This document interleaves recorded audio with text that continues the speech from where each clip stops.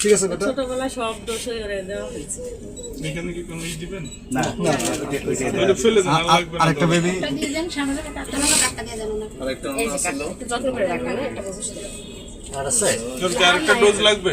না এখন না না, এখন তো এটা কি বুস্টার ডোজ হিসেবে বুস্টার ডোজ ফাইনাল ডোজ। দলে না ধরে না করতে হবে না, এটা এমনি কমপ্লিট।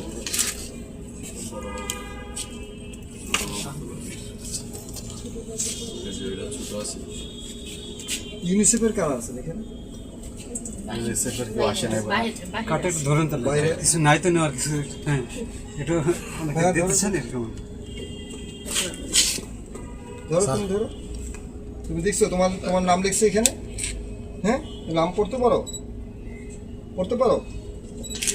খুব দ্রুত সে ব্যাপারে ব্যবস্থা নিয়েছেন এবং আপনারা দেখেছেন যে পরবর্তীতে সরকার তার নিজের এবং তার বাংলাদেশ জাতীয়তাবাদী দলের পক্ষ থেকে সে ব্যাপারে এগিয়ে এসেছে এবং বাংলাদেশ জাতীয়তাবাদী দলের পক্ষ থেকে আমরা আগে টিম হিসাবে রাজশাহীতে পরিদর্শন করে এসেছি এবং পরবর্তীতে আমরা একটি গোল টেবিল বৈঠকের মধ্যে আমরা একটি আলোচনার মাধ্যমে সরকারকে অবহিত করেছি এবং সেখানে আমরা জানিয়েছি যে কীভাবে এটিকে আরও দ্রুত সম্প্রসারণ করা যায় এবং কীভাবে এই হামের টিকাদান কর্মসূচিকে সাকসেসফুলি করা যায় সে ব্যাপারে আপনারা দেখেছেন এবং সরকার সে ব্যাপারে যথেষ্ট উদ্যোগ নিয়েছে এবং সেটি কিন্তু যদিও সরকার অল্প দিনের একটি সরকার কিন্তু তারপরেও যেহেতু একটি শিশু মারা গেলেও সেটির দায় দায়িত্ব কিন্তু সরকার রূপে এসে পড়ে। তাই পূর্ববর্তী যারা যেই হামের যে ভ্যাকসিনেশন যে জটিলতাটা তৈরি হয়েছিল আমি পূর্বেও সেটি বলেছি, সেই জটিলতার কারণেই কিন্তু এই হামের ভ্যাকসিনেশন নিয়ে এখনকার যে আমরা বলে থাকি যে মিডিয়াতে আপনাদের মাধ্যমে যারা জানেন যে কিছুটা প্রবলেম হয়ে অসুবিধার সম্মুখীন হয়েছিল, তবে সেটি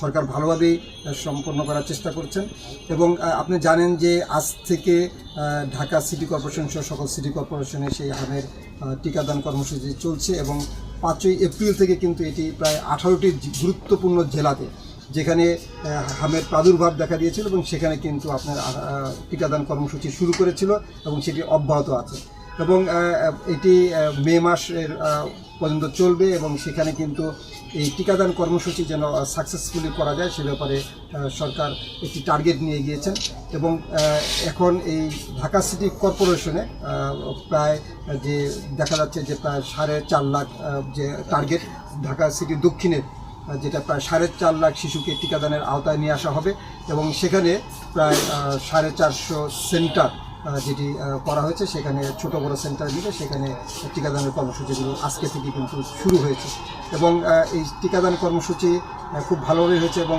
যারা আসছেন টিকা দিতে তারাও অত্যন্ত মানে তারা এই ব্যাপারে তাদের সন্তুষ্টি প্রকাশ করেছেন এবং তারা সন্তোষজনকভাবেই তারা এই টিকাদান কর্মসূচি তারা চালিয়ে যাচ্ছেন এবং এখানে যে ভ্যাকসিনেশনের যে প্রক্রিয়াটি সেটি কিন্তু একটা চেইন প্রক্রিয়া যেটা আমরা বলি, সেখানে কিন্তু আপনি দেখা যাচ্ছে যে তাদের যে ভ্যাকসিনটা ফ্রিজিং যে একটা নির্দিষ্ট তাপমাত্রা রাখতে হয় সে ব্যাপারেও তাদের যথেষ্ট সচেতন তারা। এখানে আমি এই সেন্টারটি দেখে গেলাম এবং সেখানে দেখছি যে তাদের যে চেইন প্রক্রিয়াটি আছে যেমন তারা ভ্যাকসিনকে ক্যারি করার জন্য যে প্রক্রিয়া সেগুলো তারা মানে বেশ ভালোভাবে তারা একটু ওয়েল মেনটেন করছে এবং আমি আশা করি এবং দেশবাসীর কাছে অনুরোধ করব যে আপনারা অবশ্যই যেন আপনারা এই ভ্যাকসিনেশন যে প্রোগ্রামটি সরকার হাতে নিয়েছেন সেখানে আপনারা সকলের সহযোগিতা করবেন এবং আপনাদের যারা বাচ্চা আছেন বিশেষ করে 5 মাস থেকে 59 মাস পর্যন্ত আপনারা সকলেই এই টিকাদান 6 বছর যেটা আমরা বলি 6 মাস থেকে 59 মাস পর্যন্ত যে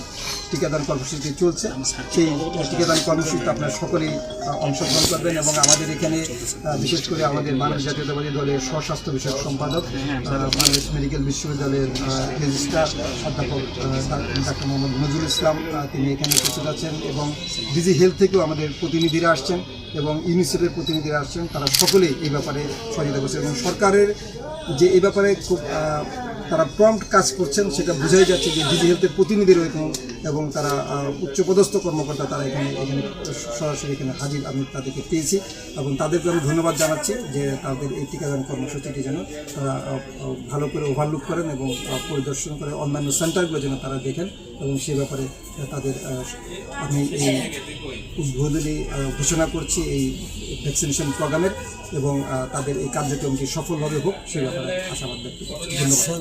যে উদ্বোধন ঘোষণা করছে ওটা একটু বলবেন, হ্যাঁ একটা বললেন। আমি এই ভ্যাকসিনেশন প্রোগ্রামটি শুভ উদ্বোধন ঘোষণা করছি ঢাকা সিটি কর্পোরেশনের যে শান্তিনগরের যে সেন্টারটি সেখানে, এবং তাদের যে প্রোগ্রামটি আছে সেটি সফলভাবে সম্পন্ন হোক সে ব্যাপারে আশাবাদ ব্যক্ত করছি। পারফেক্ট।